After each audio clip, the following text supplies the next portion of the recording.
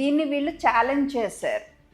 Challenge చేస్తే అప్పుడు Delhi high court stay ఇచ్చింది.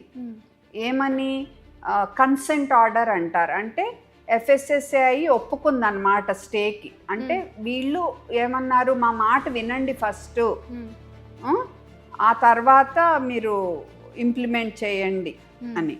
సో దానివల్ల ఆ స్టేకి మళ్ళీ ఢిల్లీ హైకోర్టే అక్టోబర్ 30న మళ్ళీ నవంబర్ 12న కూడా బెంచ్కి అప్పీల్ చేస్తే 2 సార్లు కూడా క్లియర్గా అక్టోబర్ 30 రెడ్డి ల్యాబ్స్ వాళ్ళది, నవంబర్ 12th మళ్ళీ ఈ కంపెనీ వాళ్ళే, ఓకే, కెన్యూ జాన్సన్ వాళ్ళే అప్పీల్ చేస్తే కొట్టేశారు కేసు.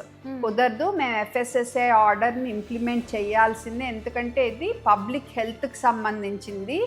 మీ ప్యాకెట్లో ఉన్న జ్యూస్ బ్యాడ్ అని మేము అంటలేదు, మీరు దాని మీద పెట్టిన పేరు వల్ల ప్రజలు దీన్ని ORS అనుకుని తాగటం, వాళ్ళ పిల్లలకి ఇవ్వటం, షుగర్ జబ్బు ఉన్న వాళ్ళకి ఇవ్వటం వల్ల చాలా డేంజర్, కాబట్టి మీరు ఈ పేరు పెట్టుకుని ఇవి అమ్మకూడదు అని క్లియర్గా చెప్పేశారు. క్లియర్గా చెప్పేసిన చాలా రోజులు ఇవి ఎక్కడ పడితే అక్కడ దొరుకుతానే ఉన్నాయి. మీరు నా సోషల్ మీడియా ఫాలో అప్ అయితే చాలామంది పోస్టులు షేర్ చేయటం, నేను పోస్ట్ చేయటం, నేనే ఇక్కడ ఒక క్లినిక్కి వెళ్ళి వీడియో రికార్డ్ చేశాను అనమాట.